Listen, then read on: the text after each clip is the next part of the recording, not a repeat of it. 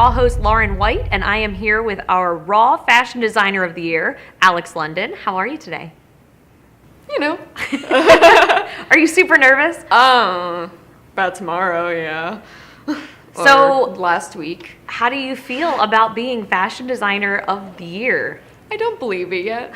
I think it's kind of like a practical joke, a very elaborate practical joke. And then it's gonna be like, no, Dom Streeter totally won. We were just screwing with you. Well, that's not going to happen because you are the winner, believe it or not. Yeah, no, I really didn't think that was going to happen. So where were you when you found out you won the national? Having a panic attack in my bedroom. Yeah, because, like, you guys totally were douchebags, sorry. And you were like, oh, no, in, like, 30 minutes we'll release it. 4 hours later, I'm, like, sitting there having, like, a panic attack. Like, I'm gritting my teeth. I'm like, ah! And then the freaking award is announced, and then, like, my mother's like calling me like, oh my God, it was announced. But she didn't know who won yet because she's not watching the video. And I'm trying to load it up on my phone. And every single time she's calling me, it's not letting me load up the phone. And then she calls me up like 5 seconds later. She's like, you didn't win. And I'm like, what the hell? And then she goes to, and then just watch the whole video because I'm just curious at that point. And then like literally 2 minutes later, she's like, no, you won. I fucked up. That was accessories. That might be the best story ever. And then I ran down the stairs to watch it on a proper computer, nearly slammed into a wall in the process, and then shat my pants. Hopefully you had your own pants on another hanger that you could have then. Yeah, no, it was a bit concerning. But no, it was so funny. And then I'm like calling everybody and their grandma. I'm like, holy shit, it happened. I didn't believe it. I was like, no. It's not gonna be me. I can't. So what are you planning on doing now that you are Raw Fashion Designer of the Year? Wait, there was a plan? Well, Wait, I was supposed to plan something. Shit, well, no one told me. I believe maybe you planned a new collection? Yeah, that was prompted mostly through the Brooklyn win because they offered factory space through the Ignited, which was amazing. So I was talking to them and we worked out a deal, and so we're gonna have like the samples that are gonna be created by them gratis. And then I'm going to put the rest of the pieces in production through them, but independently funded. It'll be available through Young Republic. And that's going to be cool, and then it's going to go to other stores. Which is really exciting. Yeah, it'll be nice. It's a very nice collection. Are you going to call your mom and be like, Mom, this is what's going on? She's been getting pretty much hourly updates because she calls me and texts me. Like when we were on the way to here, when we drove past Disney Studios, I like texted her like a frantic fiend, and she's like, holy shit. She's like, did you get pictures? As you're driving by, you're like, we're just like, ah. I wanted to break in. But we're major Disney nuts. So you have probably run into challenges as you have been a creator and an artist. Can you tell us how you've overcome those and what you plan to persevere forward?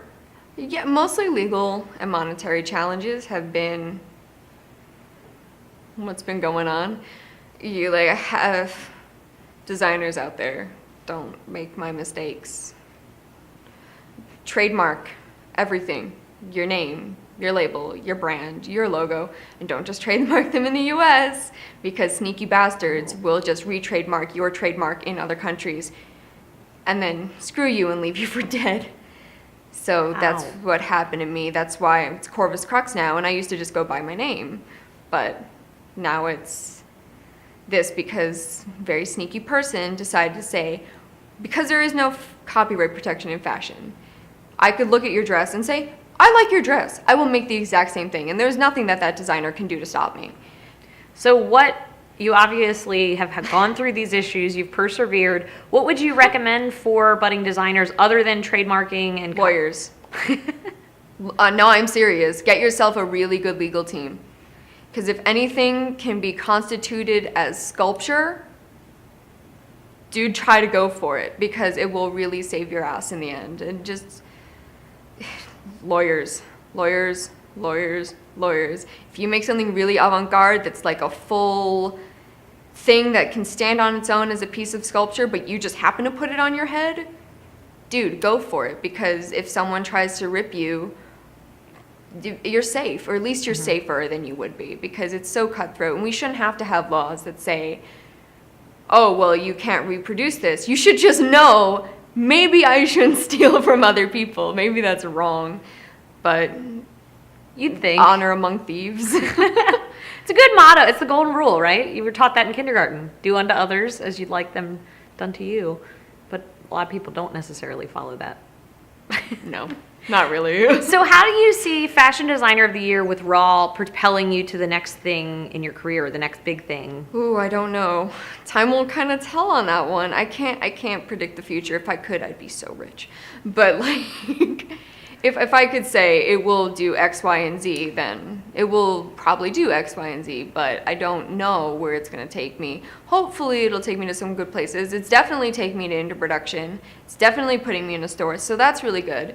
And we'll see how the sales go and what comes of it, but beyond that, But that's a good start, right? Yeah, it's a beautiful milestone. I got one of the pieces from the factory back.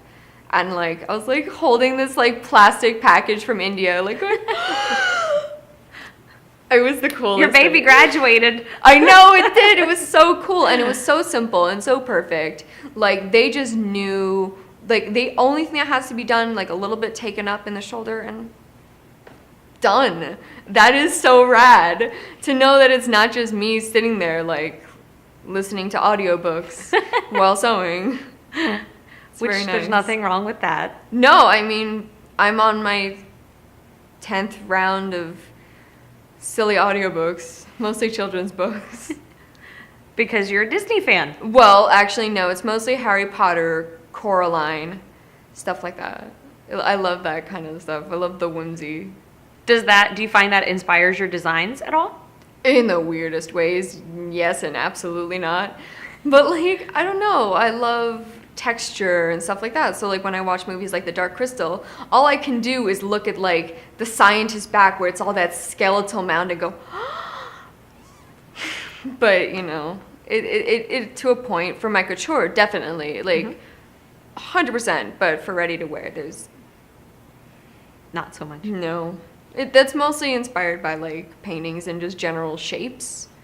Because like you can look at like a general shape, like a triangle or a square, and it can kind of translate really well and be really wearable. Because everyone looks good in an A-line coat. There's not many people who don't look good in the A-line coat, so it's a pretty safe bet. But if you do it in an innovative way, or you cut it slightly differently, or like one thing I like to do is I like to have my hoods be part of the collar. So the hood itself will be extended like almost all the way down, and then when the thing sits open, the actual lapel is the hood itself, so it looks really, really nice and clean and sleek. I like that stuff. It makes me happy. Clean lines. It's good. So I'm sure there have been people who have helped you along the way. Are there any people you would specifically like to thank? Yeah, my team is fantastic. It's gone through some growing over the last few months, but it's now me, Kim, other Alex, Erin, and then little helpers along the way. All your new Indian friends? I don't know what Kristen is actually. It's a very good question. I don't know. She's just my crazy lady with red hair. Then we have like my friend Maria, who does beautiful textile and design. She's just the one who did the invitation for the couture show that I actually released at Brooklyn Raw for Encompass, and that went really well. And her work is so beautiful. So it's like a teeny little team, but I mean, my family's always like helping me out. They're always like, you're poor, well, we'll do something. So, but yeah, I mean, like there's a lot of people who've taught me certain things, and so one of them's no longer really in my life anymore, but if it wasn't for her, this wouldn't be me, so shout out to last year's winner. It has been a pleasure having you, and we are thrilled to announce you as the 2013 Fashion Designer of the Year for the whole nation. Yeah, it's cool. Thank you so much for watching. Let's go check out Corvus+Crux. Based out of New York City, Fashion Designer of the Year, Corvus+Crux, possesses a drive needed to capture the images seen in the darkest and yet often most beautiful parts of the human mind.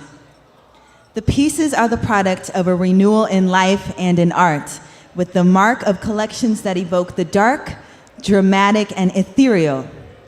drawing inspiration from worlds of another time and worlds of another fantasy. We are most pleased to welcome Miss Alex London of Corvus+Crux from Brooklyn, New York. Congratulations.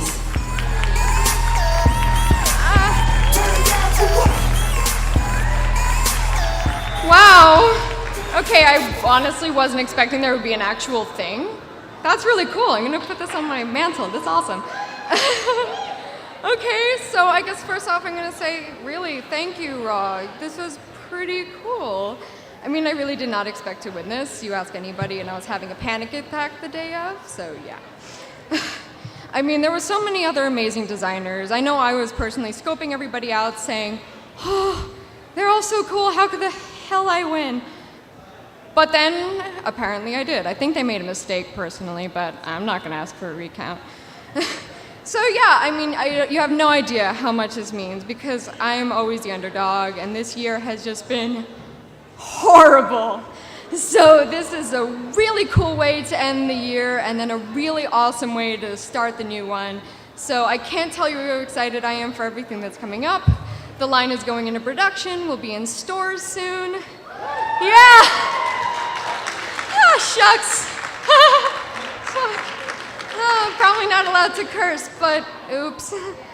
But you know, I mean, there are so many artists out there, especially in the world of fashion, that don't get any attention whatsoever, simply because it's so hard.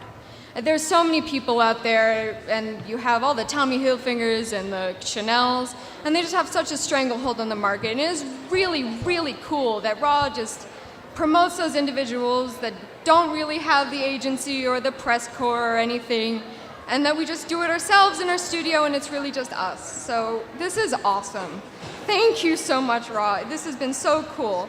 And I've had the amazing opportunity to meet some really cool people, one of which was a personal idol of mine. I had no idea she was gonna show up today, but wow, the Lady of Glow showed up. Holy shit. I know, I freaked the hell out. She was so embarrassed. But it was so cool, and she was so wonderful, and she really emphasized standing up for the small person in the world, and it was really amazing. And my team is so cool.